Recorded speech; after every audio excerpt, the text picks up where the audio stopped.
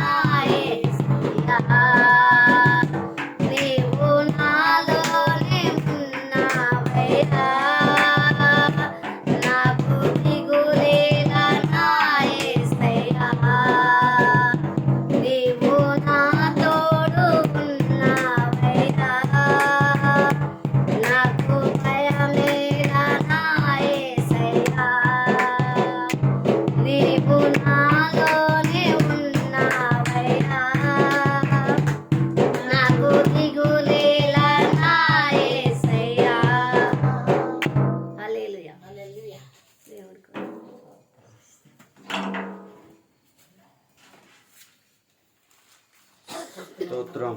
Praise Lord. Hallelujah. దేవుని పరిశుద్ధ నామమునకు మహిమ కలుగును గాక.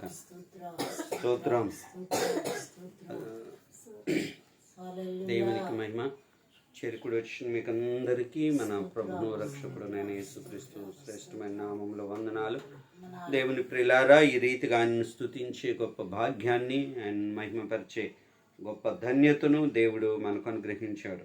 అందును బట్టి వందనాలు. దేవుడు మనలను జ్ఞాపకం చేసుకొని ఉపవాస పండుగలలో 39వ రోజులోనికి ప్రభు నడిపించాడు. నెహెమ్యా గ్రంథాన్ని ధ్యానం చేస్తూ ఉన్నాము. రాత్రికాల సమయంలో 8వ అధ్యాయం వరకు మరి మనం ధ్యానం చేసాం. ఈ రాత్రి 9వ అధ్యాయాన్ని జ్ఞాపకం చేసుకుందాం. ఈ నెల 25వ దినమందు 25వ దినమందు 24వ దినమందు ఇశ్రాయేలీలు ఉపవాసముండి గోనె పట్టలు కట్టుకొని తల మీద ధూళి పోసుకొని ఆమేన్ 24వ దినము వరకు వారు పర్ణశాలల పండుగను ఆచరించారు. ఈ 24వ రోజు ప్రత్యేకత, చివరి రోజు. ఈ 24వ దినాన ఏం జరుగుతుంది అంటే, వారు ఉపవాసం ఉండి గోనె పట్టలు కట్టుకొని తల మీద ధూళి పోసుకొని కూడి వచ్చిరి. ఎవరు? ఇశ్రాయేలీలందరూ. వారు దేవుని సన్నిధానంలో ప్రాకారములు కట్టారు, ఆ తలుపులు నిలవబెట్టుకున్నారు. దేవుని సన్నిధిలో వారందరూ కూడి మరి యెహోవా ధర్మశాస్త్రాన్ని వారు విని ఎజ్రా చదివినప్పుడు గ్రంథంలో రాయబడిన సంగతులను బట్టి వారు పశ్చాత్తాపడి దేవుని సన్నిధిలో కన్నీరు కార్చి ప్రార్థన చేశారు. వారందరూ సమకూడి పర్ణశాలల పండుగను ఆచరించారు. అయితే ఇక్కడ మరొక ప్రత్యేకత, 7వ నెల 10వ రోజు నుంచి వీరందరూ ఈ పర్ణశాలల పండుగను ఆచరించారు. దేవుని ప్రియులారా, ఇక్కడ 24వ దినము వారందరూ ఉపవాస ప్రార్థన చేస్తూ ఉన్నారు. నెహెమ్యా చాలాసార్లు వ్యక్తిగతంగా ప్రార్థన చేశాడు, కానీ ఇక్కడ మనం గమనిస్తే ఇశ్రాయేలీలు అందరూ కలిసి గొప్ప ప్రార్థనా కూటాన్ని ఏర్పాటు చేశారు. స్తోత్రం. ఎజ్రా గ్రంథంలో ఉన్న 9వ అధ్యాయాన్ని, దానియేలు గ్రంథంలో ఉన్న 9వ అధ్యాయాలలో ఉన్నట్లుగా ఉపవాసముతో పాపములు ఒప్పుకొని ఆ అనుభవం, ఈ 3 అధ్యాయాలు కలిపి, నెహెమ్యా గ్రంథం 9వ అధ్యాయం, ఎజ్రా గ్రంథం 9వ అధ్యాయం, దానియేలు గ్రంథంలోని 9వ అధ్యాయం, ఈ 3 అధ్యాయాలు కలిపి ధ్యానించే అనుభవం కావాలి. ఆ 3 ఒక సాదృశ్యకరమైనటువంటి 3 ఒకే అనుభవాలలో ఉంటాయి. స్తోత్రం. హల్లెలూయా, హల్లెలూయా. గమనిస్తే ఇక్కడ ప్రార్థించే అనుభవం, 1 సమూయేలు గ్రంథం 7వ అధ్యాయం 5వ వచనం 6వ వచనం.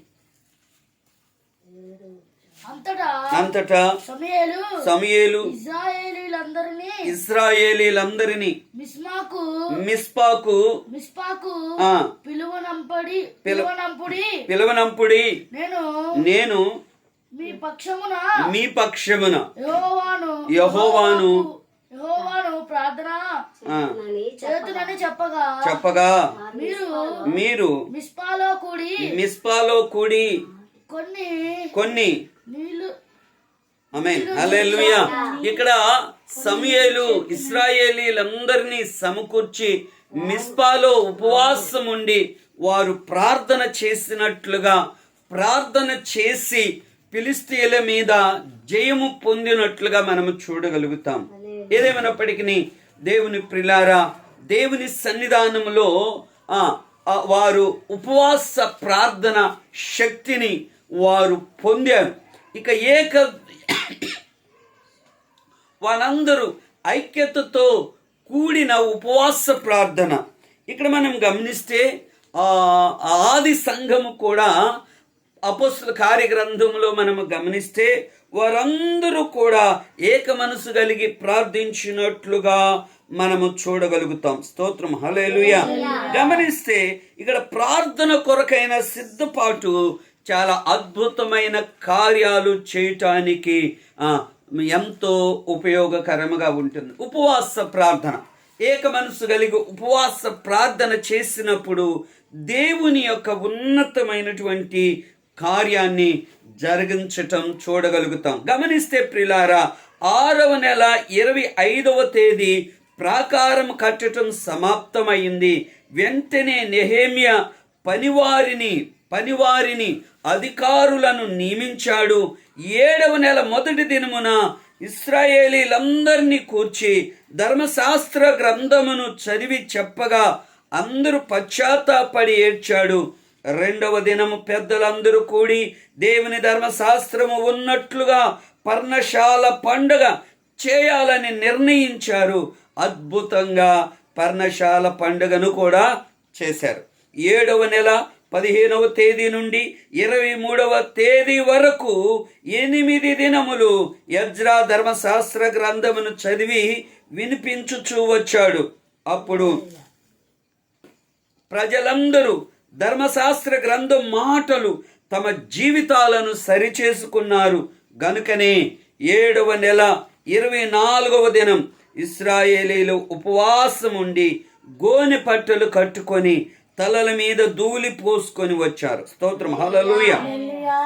ఇశ్రాయేలీలు అప్పుడప్పుడు ఉపవాసం ఉండేది వారికి అలవాటే. కానీ భక్తి కలిగి ఉపవాసం ఉంటే ప్రయోజనకరము. జకరియా గ్రంథం 7వ అధ్యాయం మొదటి వచనాన్ని మనం చదివితే, మొదటి వచనం నుండి చదివితే జకరియా గ్రంథం 7వ అధ్యాయం మొదటి వచనం నుండి రాజైన దర్యావేషు ఏలుబడియందు 4వ సంవత్సరము కిస్లేవు అను 9వ నెల 4వ దినమున బేతేలు వారు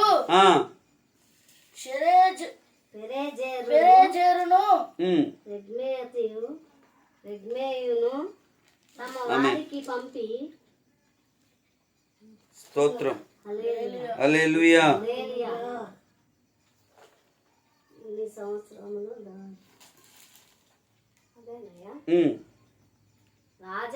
ఇన్ని సంవత్సరములు మేము దుఃఖించినట్టు 5వ నెలలో ఉపవాసముండి దుఃఖించుచు అని యెహోవాను శాంతిపరచుటకై మందిరమునొద్దనున్న యాజకులను ప్రవక్తలను మనవి చేయగా సైన్యములకు అధిపతియగు యెహోవా వాక్కు ప్రత్యక్షమై సెలవిచ్చినదేమనగా ఏమంటున్నాడు? ఏటేటా ఈ ఉపవాసం మనం గమనిస్తే ప్రతి సంవత్సరం ఇక్కడ జకరియా గ్రంథంలోనే మనం గమనిస్తే ఆయన ఉన్నతమైనటువంటి కొన్ని విషయాలు జ్ఞాపకం చేసే మాట ఏంటంటే 8వ అధ్యాయములో 19వ వచనములో యెహోవా ఆజ్ఞ ఇచ్చినదేమనగా 4వ నెలలో ఉపవాసం, 5వ నెలలోని ఉపవాసం, 7వ నెలలోని ఉపవాసం, 10వ నెలలోని ఉపవాసం యూదా ఇంటి వారికి సంతోషమును ఉత్సాహమును పుట్టించు మనోహరములైన ఇశ్రాయేలీలు ప్రతి సంవత్సరం వారికి నియమించిన కట్టడ ప్రతి నెల వారు ఏ నెలలో ఉపవాసాలు ఉంటారు? 4వ నెలలోను, 5వ నెలలోను, 7వ నెలలోను, 10వ నెలలో వారు ఉపవాసం ఉండాలి. వారికి నియమించిన కట్టడ ఆ రీతిగా వారు జరిగించుచూ వచ్చారు. స్తోత్రం, హల్లెలూయా. అయితే ఈ ఉపవాసం భక్తి కలిగిన ఉపవాసం, యూదా ఇంటి వారికి మనోహరములైన పండగగా జాలి. అందుకని యెషయా గ్రంథంలో మేము ఉపవాసం ఉండి మా ప్రాణమును ఆయాసపరుచుకుంటే నువ్వెందుకు చూడట్లేదు, నువ్వెందుకు వినట్లేదు, మేము ఉపవాసం ఉంటున్నాము కదా. ఎందుకని ఇశ్రాయేలీలు అడుగుతూ ఉన్నారు, ప్రభుని అడుగుతూ ఉన్నారు, అయ్యా మేము ఉపవాసం ఉంటున్నాంగా నువ్వు చెప్పినట్లుగానే.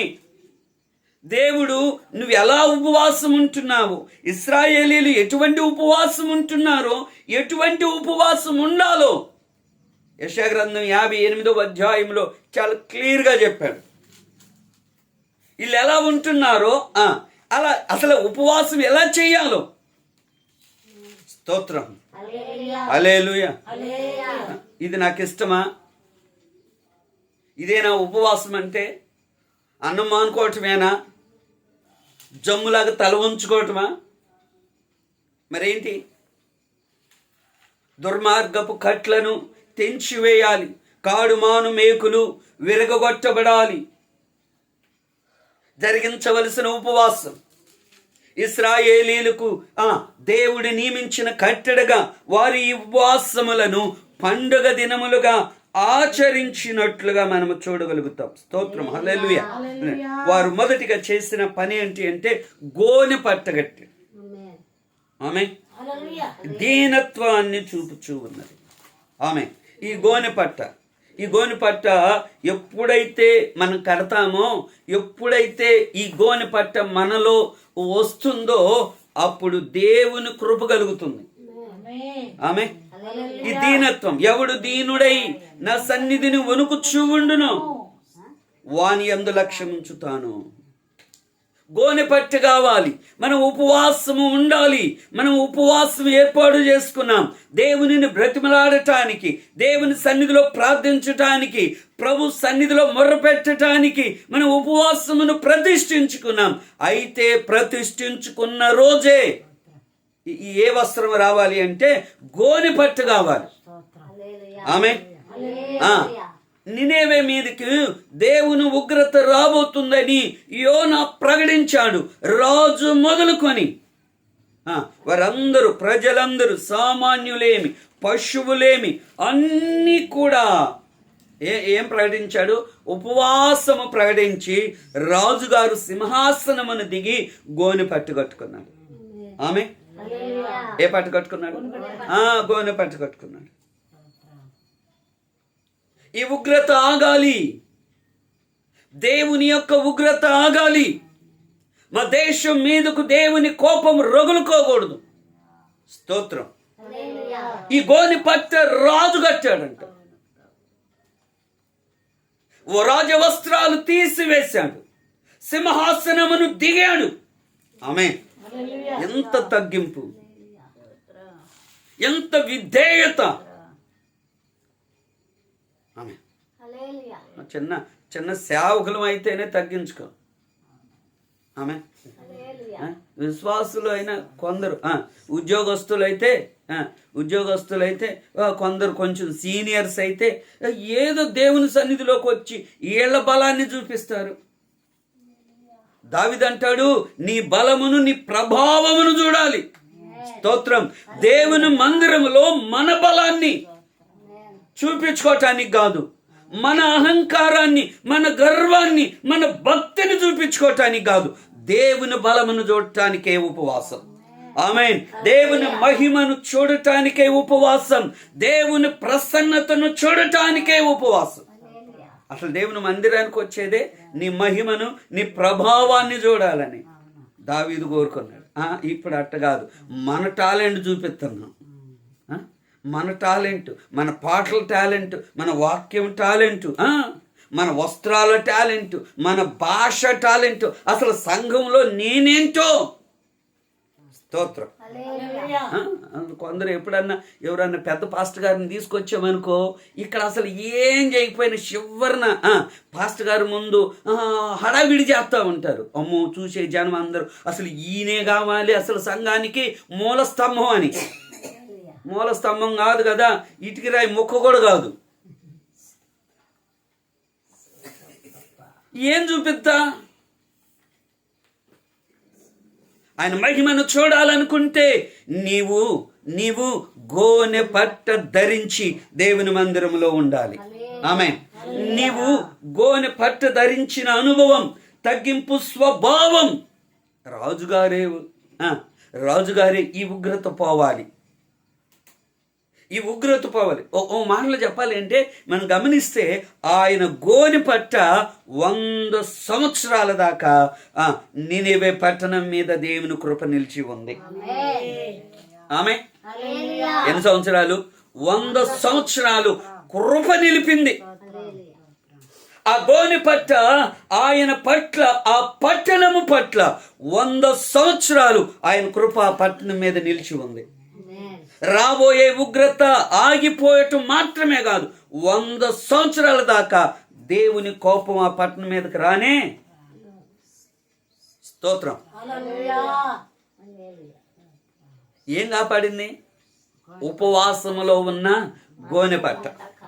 ఆమె ఉపవాసం ఉన్నావు, మరి గోనె పట్టుందా? గోనె పట్టుతో వచ్చావా?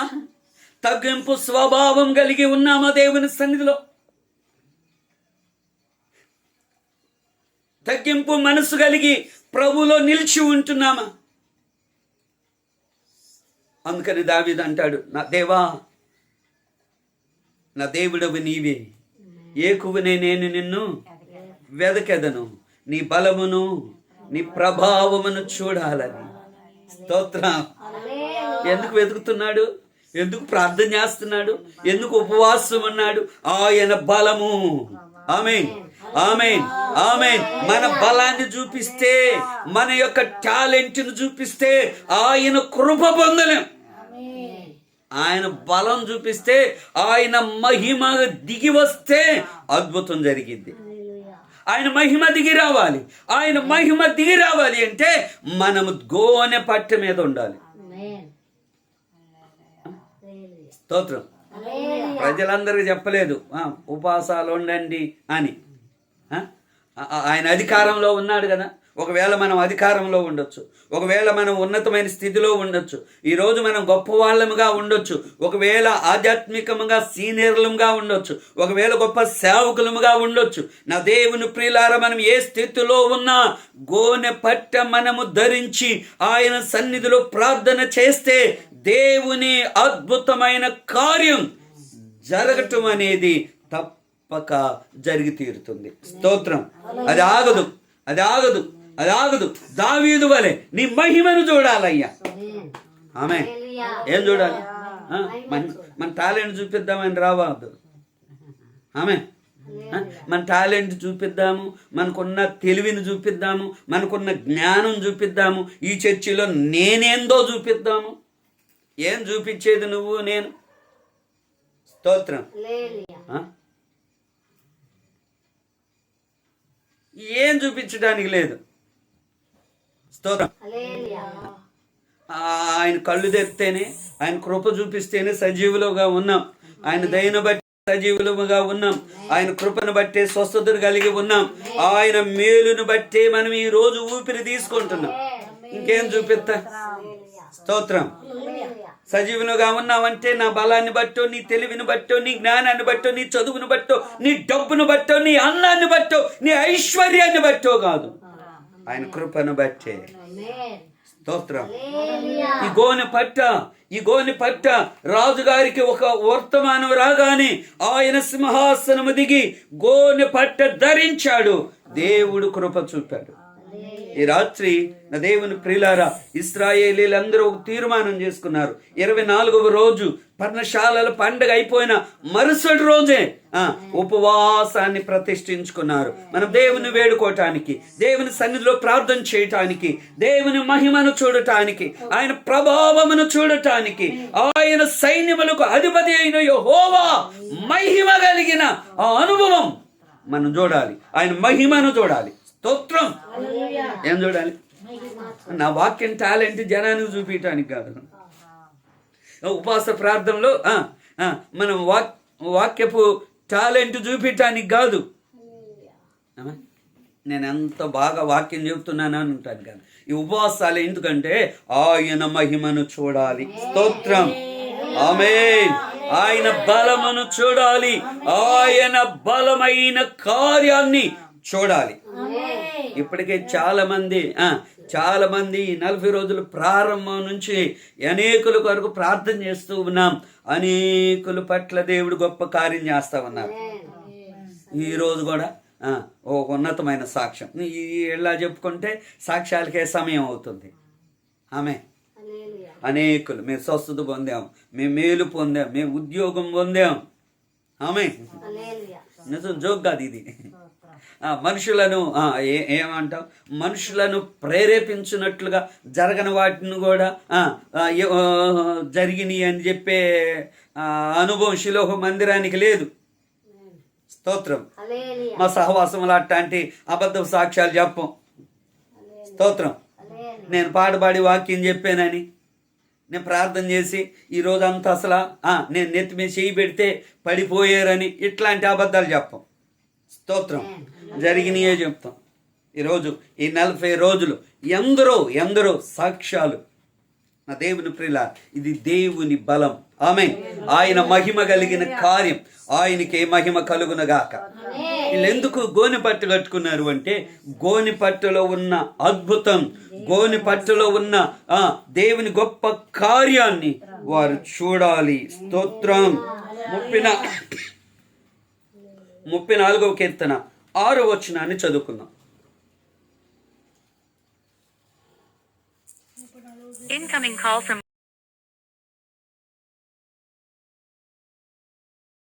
34వ కీర్తన 6వ వచనం. ఈ దీనుడు మొరపెట్టగా ఆమేన్. హల్లెలూయా. ఏమండి, ఎవరు? గోని పట్టు కట్టుకున్నవాడు, ఉపవాసం ఉండి దావీదు అంటున్నాడు, ఈ దీనుడు. ఎవరైనా మహాచక్రవర్తి, రాజు. ఆమేన్. ఏమంటాడు? ఈ దీనుడు మొరపెట్టగా. ఆమేన్. యా, ఎంత దీనం మనలు. మన ప్రభు అయిన యేసు క్రీస్తు ఎంత దీనుడై వచ్చాడు. ఆమేన్. అదిగో జకర్యా గ్రంథం, ఆయన దీనుడై గాడిద పిల్లని ఎక్కి వస్తూ ఉన్నాడు. ఎలా వచ్చాడంట? దీనుడై వచ్చాడు. మనోళ్ళు అందరూ పాడతారు, ఎంత దీనాతి దీనము ఓ యేసయ్యా, నీ జననమెంత దయనీయమో. స్తోత్రం. క్రిస్మస్ రోజులు స్టార్ట్ అయింది. ఈ నెలే దీనత్వం, ఈరోజే దీనత్వం. నా దేవుని ప్రియులారా, దేవుని కార్యం చూడాలి, దేవుని అద్భుతం నా జీవితంలో నేను అనుభవించాలి, దేవుని మహిమను నేను చూడాలి అనుకున్న మన జీవితంలో మనకు ఏ కృప ఉన్నా, ఏ తలంతు ఉన్నా, ఏ ఆధిక్యత ఉన్నా, ఆమేన్. నాకు అన్ని వరాలు ఉన్నాయి. ఏ వరాలు? సంఘాలు పాడు చేసే వరమా? ఏమన్న వరం ఏంటి? జనాన్ని చెప్పుకుంటాం, నాకు ఆ కృప ఇచ్చాడు, కుటుంబాలు కట్టే కృప ఇచ్చాడు, సంఘాలు కట్టే కృప ఇచ్చాడు, స్వస్థపడే కృప ఇచ్చాడు. చెడగొట్టే కృప ఇవ్వలా? స్తోత్రం. మనం అనుకోవటం కాదు, ఆ కృప ఇతరులు గుర్తించాలి. స్తోత్రం. ఆమె. నేను పీడరపాలను నేను చెప్పుకోవటం కాదు, నాకు ఆ కృప ఇచ్చాడు, సంఘాలు కట్టే కృప ఇచ్చాడు, మందిరాలు కట్టే కృప ఇచ్చాడు, అవన్నీ నేను చెప్పుకోవద్దు, ప్రజలు గుర్తించాలి. ఆమె. ఎప్పుడు ఆయన ప్రభావం, ఆయన బలం ఎప్పుడు అంటే, ఇదిగో దీనుడువై దావీదు అంటున్నాడు, ఇదిగో ఈ దీనుడు మొరపెట్టగా. స్తోత్రం. ఏం జరిగింది? యెహోవా అతని శ్రమలన్నిటిలో నుండి అతన్ని రక్షించాడు. ఆమేన్. ఏం జరిగింది? ఆలకించి శ్రమలన్నిటిలో నుండి రక్షించాడు. నినివే పట్టణస్థులు కూడా దీనులై గోనె పట్ట కట్టుకున్నారు, గోనె పట్టను ధరించారు, దీనత్వాన్ని వచ్చాడు. రాజుగారు కూడా, పశువులకు కూడా ఉపవాసం పెట్టారండి. ఆమె. మన సిటీ వాళ్ళకి పశువుల సంగతి పెద్ద ఉండదు, కానీ ఏమంటే పశువులు ఏమ్మా అంటే దానికి గేదెలకి గడ్డి కోసుకు రావాలి పాస్టర్ గారని వాటిని పెడితే అట్ట మళ్ళీ సాయంత్రం అయ్యి పాలు ఇవ్వద్దు. వీళ్ళేంద్ర స్వామి నేను వీళ్ళేంద్ర బాబు వాళ్ళు నోరు కలిగిన వాళ్ళు వాళ్ళన్న ఉపవాసాలు ఉన్నారంటే పశువులకు కూడా పెట్టారు. ఎందుకు? పశువులు కూడా ఉపవాసం ఉండి ఆశీర్వాదింపబడాలి. స్తోత్ర. నీ పశువుల మందలు దుక్కిటెద్దులు నీ పిండి పిసుకు తొట్టా స్తోత్రం దీవించబడాలి కదా. నీ పశువుల మందలు దీవించబడాలి కదా. నీ పశువుల మందలు గొడ్డుబొత్తనం కనపడకూడదు కదా. నీ పశువుల మందలు ఈసుకుపోయే అనుభవాలు కనపడకూడదు కదా. స్తోత్రం. అందుకోసమని వాటికి కూడా దేవుని కృప కావాలి. పశువులకు కూడా దేవుని కృప ఉంటే అవి ఏమవుతాయి చెప్పండి? మందలుగా విస్తరిస్తాయి. ఆమేన్. ఆ కృప అందుకోసం వాటికి కూడా కావాలని ఏం చేశాడు? ప్రార్థన చేయటం. వాటిని కూడా ఉపవాసం పెట్టాడు. ఆ దేవుని ప్రియుల ఆ ఉపవాసం దీనులై మొరపెట్టారు. మొరపెట్టిన వెంటనే దేవుని అద్భుతమైన కార్యం. 51వ కీర్తనలో 17వ వచనంలో కూడా ఒక మాట ఉంటుంది. 51వ కీర్తన 17వ వచనం. ఇరిగిన మనస్సే దేవునికి ఇష్టమైన ఆమేన్. సరిగ్గా చదువురా.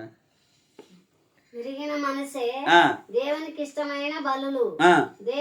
దేవా విరిగి నలిగిన హృదయమును నీవు అలక్ష్యము చేయవు. ఏ మనసుని? విరిగి నలిగిన దీనత్వము కలిగిన మనస్సును నీవు అలక్ష్యము అంటే నిర్లక్ష్యము విరిగి నలిగిన మనస్సే ఆయనకి ఇష్టమైన బలి. ఆ బలి. స్తోత్రం. చివరి మరొక మాటను మీకు జ్ఞాపకం చేస్తాను. యెషయా గ్రంథం 57వ అధ్యాయం 15వ వచనంలో కూడా. యెషయా గ్రంథం 57:15.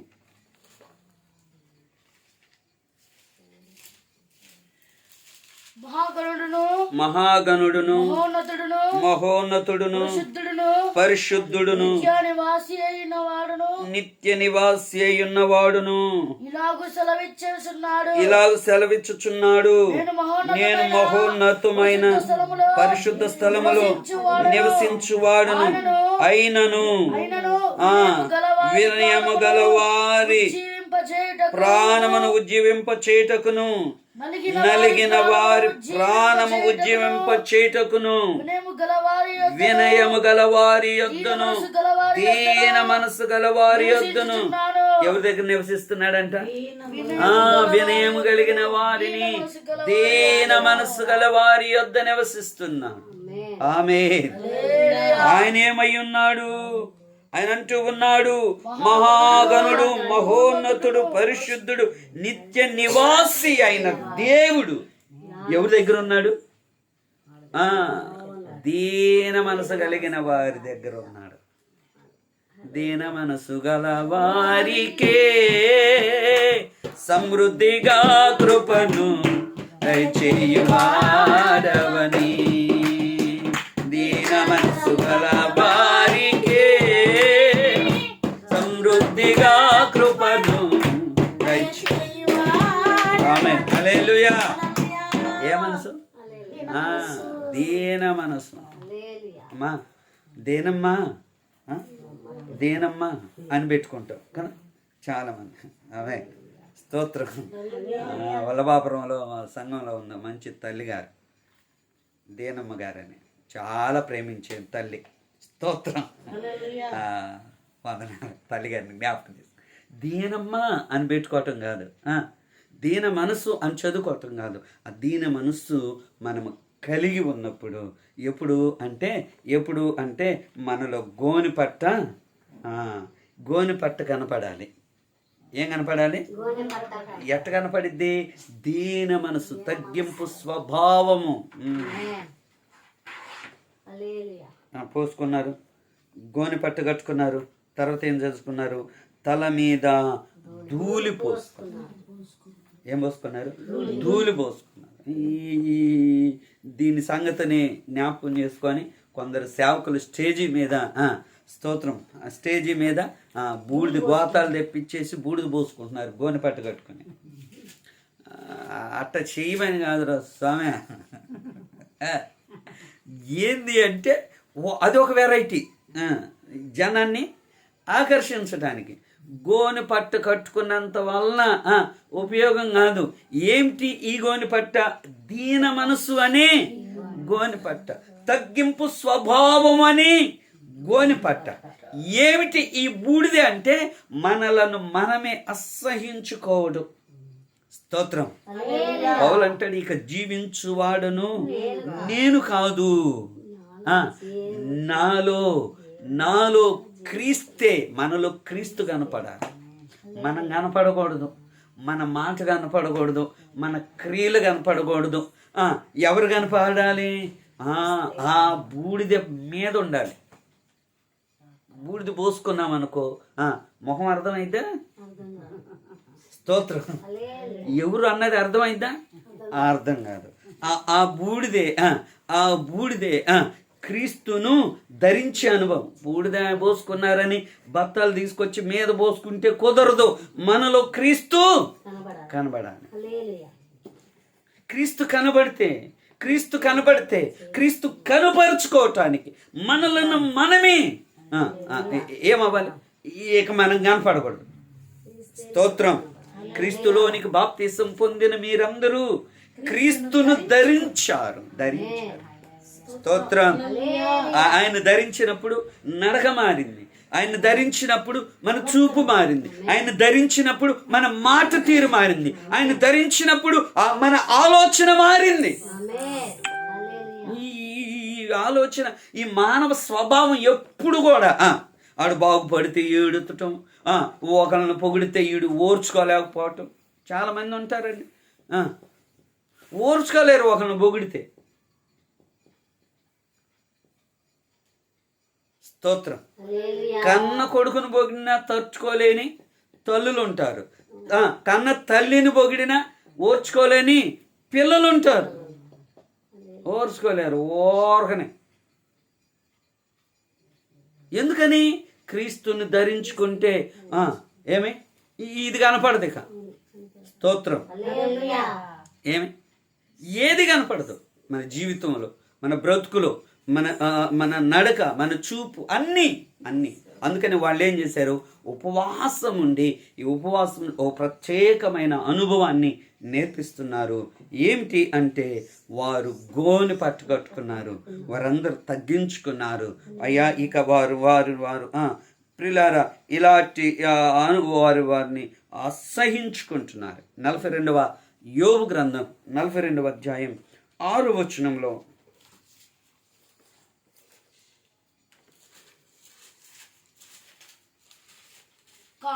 కావున నన్ను నేను అసహించుకొని ధూళిలోను బూడిదలోను పడి పశ్చాత్తాపపడుచున్నాను. ఆమేన్. హల్లెలూయా. ఏమని? నన్ను నేను అసహించుకొని. అసలు ఏమి మామూలుగా ఉండదు. నన్ను చూడు, నా అందం చూడు అని. స్తోత్రం. కొంచెం వీళ్ళు బాగా కొంచెం హైట్ ఉంటే హైట్ తక్కువ వాళ్ళని ఒకలా మాట్లాడతారు కదా. వీళ్ళెందు పెద్ద హైట్ ఉండి ఏదో ఎరగదీసినట్టు. నన్ను నేను అసహించుకుంటున్నాను. ఇప్పుడు ఈ బూడిద మీద ఉంటే ఈ అందం కనపడదు, నీ సందము. స్తోత్రం. ఏమైపోయాను ఈ అందం? దేవుడు ఆమెనంటే ఆమెనంటే నీ హైట్ ఏమైపోయాను, నీ అందం ఏమైపోయాను, నీ మేకప్ ఏమైపోయాను, నీ ప్యాకప్పే కదిక. స్తోత్రం.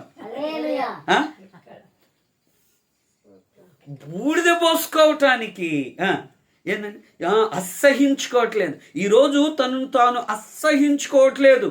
తన శరీరాన్ని అసహించుకోవట్లేదు. ఈ శరీరం కోసం ఎన్ని వేయాలో, ఎన్ని పుయ్యాలో, ఏం చెయ్యాలో. స్తోత్రం.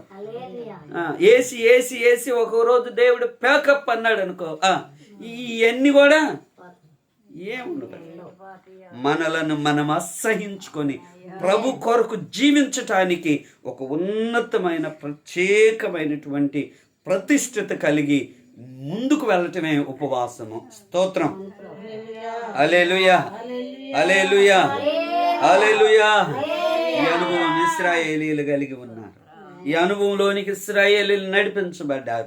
ఈ అనుభవం మనం నేర్చుకోవాలని ఈ 40 రోజులు ప్రతి సంవత్సరం కూడా దేవుని నిర్ణయం చొప్పున మందిరం లేకపోయినా చిన్న పందిరేసుకొని చేపించాం, చిన్న పందిరిలో ఆరాధించాం. ప్రియులారా, మందిరం లేకపోయినా వానైనా వరదైనా ఆ చిన్న రూములోనే. ఎందుకు అంటే దేవుని ప్రభావమును చూడాలి, ఆయన మహిమను చూడాలి, ఆయన బలమును చూడాలి, ఆయన ప్రసన్నతను చూడాలి. స్తోత్రం. అందుకోసమే ఉపవాసం. ఆయన అద్భుతమైన కార్యాలు అనుభవించటానికి ఉపవాసం. ఇశ్రాయేలీలో ఉన్నట్లుగా దేవుని సన్నిధిలో ఈ షిలోహు ప్రార్థన మందిరం అనేకులకు నిర్లక్ష్యంగా ఉండొచ్చు, అనేకులు దూరంగా ఉండొచ్చు, అనేకులు ఏముందిలే ప్రతి సంవత్సరం ఉండేదిలే అని అనుకోవచ్చు, లేకపోతే కొందరికి ఇష్టం లేకపోవచ్చు. కానీ ఇశ్రాయేలీలకు ఒక కట్టడ నియమించాడు. 4వ నెలలో, 5వ నెలలో, 7వ నెలలో, 10వ నెలలో మనోహరములైన పండగలు.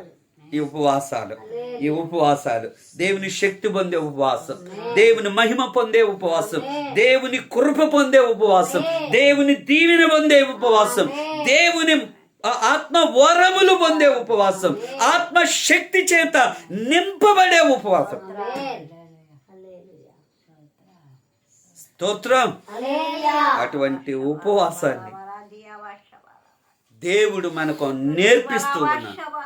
అటువంటి ఉపవాసములోనికి మనము నడిపించబడాలని, అటువంటి ఉపవాసం మన సంఘము నేర్చుకోవాలని దేవుడు ఉద్దేశాన్ని కలిగి.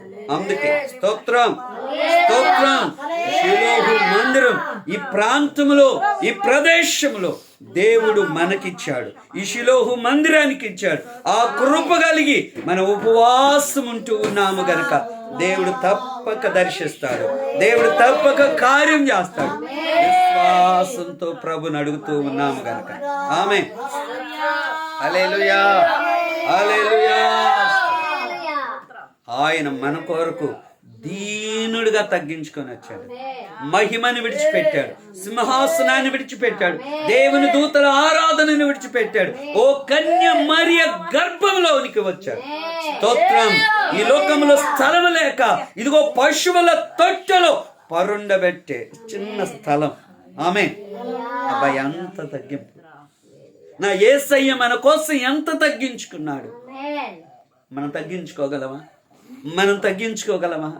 నేనే కదా, నేనెందుకు తగ్గి ఉండాలి, నేనెందుకు లోబడాలి అనేటువంటి మనస్సును మనం కలిగి ఉంటున్నాం. ఈరోజు నా దేవుని ప్రియులారా, ప్రభు తగ్గించుకున్నట్లుగా మనం కూడా గోనె పట్టు కట్టుకొని ఇదిగో జీవించువాడనిక నేను కాదయ్యా, అయ్యా నీవే నాలో జీవించాలి, నాలో నీవే కనబడాలి అయ్యా, నిన్ను కనిపరిచే వ్యక్తిగా నేను ఉండాలంటూ దేవుని సన్నిధిలో ప్రార్థన చేద్దాం. అందరూ కళ్ళు మూసుకున్నట్లయితే ప్రార్థన చేసుకుందాం. పరిశుద్ధుడైన దేవ, ప్రేమ కలిగిన తండ్రి, కృప కలిగిన మా దేవ, మా రక్షకుడా, నీకు వందనాలు. నీ ఉన్నతమైన ప్రేమను బట్టి, కృపను బట్టి మమ్మల్ని సన్నిధిలో జ్ఞాపకం చేసుకొని నీ సన్నిధిని మాకు తోడుగా ఉంచారయ్యా. నీ కృపలో జ్ఞాపకం చేసుకున్న దేవానికి స్తోత్రములు చెల్లిస్తూ ఉన్నాం. పాటల్లో మీరున్నారు. ఈ 39వ రోజులో నీకు నడిపించావు అద్భుతంగా. ప్రతి ప్రారంభం నుంచి ఆటంకాలు లేకుండా ప్రభా జరిగించడానికి కృప దయచేశావు నాయన. తెల్లవారుజామున స్తుతి కూడికలో, మధ్యాహ్నం విజ్ఞాపనలు, ఈ రాత్రి ఫేస్బుక్ లైవ్లో మీరు మేము స్తుతించే భాగ్యాన్ని మాకు ఇచ్చారయ్యా. పాటల్లో మీరు మహిమ పొందుకున్నారు. అనేకులైన బిడ్డలు నీ సన్నిధికి వచ్చి నడిపించి నిన్ను స్తుతించడానికి కృప దయచేశారు. ఇశ్రాయేలీలు ప్రభా అయ్యా 24వ దినం నాయన పర్ణశాలల పండుగ అయిపోయిన మరుసటి రోజే గోను పట్టు కట్టుకున్నారయ్యా, బూడిద పోసుకున్నారు ప్రభా, నిన్ను స్తుతించడానికి ఉపవాసం ఉన్నారు అయ్యా. మా ఉపవాసం కూడా అటువంటిదిగా ఉండట, మమ్మల్ని మేము తగ్గించుకొని మమ్మల్ని మేము నాయన మరుగు చేసుకొని నిన్ను కనుపరిచే వారిముగా ఉండినట్టు నీ కృప మాకు తోడుగా ఉంచి మేలు చేసి మేముతో నింపి బలపరచండి అయ్యా. చేరుకుడిన ప్రతి బిడ్డను దీవించండి అయ్యా. ప్రార్థన సహాయం కోరిన ప్రతి బిడ్డను జ్ఞాపకం చేసుకోండి. ఇంకా అనేకుల పట్ల మీ కార్యం చేయండి. అనేకులు మీ సన్నిధిలో సాక్షిగా నిలబెట్టావయ్యా. ఇంకా నాయనా మీ కొందనాలు నీ ఘనమైన కార్యం చేయండి. నీ కృపను తోడుగా ఉంచండి. మా ప్రియ బిడ్డలందరినీ మీరు దీవించండి. సంఘ పరిచర్యను మీరు ఆశీర్వదించండి. పరిచర్యలు మీరు అభివృద్ధిలోనికి నడిపించండి. నీ ఘనమైన మహిమ కలిగిన కార్యము జరుగును గాక అని ప్రార్థిస్తున్నాం. స్థలం ఇచ్చావయ్యా అయ్యా. మందిరం కట్టుబడినట్లుగా మీరు ద్వారాలు తెరవండి నాయన, మార్గాలు తెరవండి నాయన అయ్యా. నీకే వందనాలు. ఉన్న రుణాలు కూడా ఎత్తివేయబడినట్లు మీరే ఉన్నారు. మీరే అయ్యా, మాకు మీరు తప్ప ఎవరున్నారు? మీరే జీవం కలిగిన దేవుడు, సహాయం చేసే దేవుడు, మా తల ఎత్తగలిగిన దేవుడు అయ్యా, మమ్మల్ని ఆదరించగలిగిన దేవుడు, మమ్మల్ని పోషించిన దేవుడు అయ్యా. నీకు వందనాలు. నీ కృపను తోడుగా ఉంచి ప్రవేశ ప్రార్థన మందిర పరిచర్యను కూడా దీవించండి. పరిచర్యను మీరు ఆశీర్వదించండి అయ్యా. సంఘ బిడ్డలందరినీ మీరు ఆశీర్వదించండి. ఆ పరిచర్య నానాటికి అభివృద్ధిని కలుగుచండి. సంఘ సరిహద్దులు విశాలపరిచి గుడర్ల మేకులు దూరముగా నాటండి. నూతన ఆత్మలను నడిపించండి. నీ అద్భుతమైన కార్యాలు జరిగించమని ప్రార్థన చేస్తున్నాం. నీ కృపల జ్ఞాపకం చేసుకోండి నా తండ్రి. నీకే వందన. నీ కృప క్షేమాలు వెంట ఉంచమని ప్రార్థన చేస్తున్నాం తండ్రి. నీకే స్తోత్రములు చెల్లిస్తున్నాం అయ్యా. నీకే వందన. మా ప్రియులు దూరదేశాల్లో ఉన్నారు, బిడ్డలందరినీ కూడా మీరు జ్ఞాపకం చేసుకోండి. మీ సన్నిధిని తోడుగా ఉంచి మేలుచి మీదైన సేవకులమైన మమ్మల్ని, మా కుటుంబాన్ని మీరు జ్ఞాపకం చేసుకోండి. ప్రేమించిన బిడ్డలు, మా తల్లిదండ్రులు, అన్నదమ్ములు, అక్క చెల్లెలు జ్ఞాపకం చేసుకోండి. నీ కృపను మాకు తోడుగా ఉంచి నీ పరిచర్యలు బలమైన పాత్రలుగా మీరు వాడుకోండి. ఈ ఫేస్బుక్ లైవ్లో వీక్షిస్తున్న ప్రతి బిడ్డను కూడా దీవించండి. ఈ రాత్రి నాయన అయ్యా చేరుకుడిని మమ్మల్ని అందరిని మీరు దర్శించి మేలు చేయమని యేసు నామమును అడుగుచు ఉన్నాము తండ్రి. ఆమేన్. నా ప్రాణమా యెహోవాను సన్నుతించుము, నా అంతరంగమున సమస్తమైన పరిశుద్ధ నామమును సన్నుతించుము. నా ప్రాణమా యెహోవాను సన్నుతించుము, ఆయన చేసిన ఉపకారములలో దేనిని మరువకు. ఆమేన్. ఆమేన్. Praise lord. ప్రభు మిమ్మల్ని అందరిని దీవించును గాక. ఆమేన్.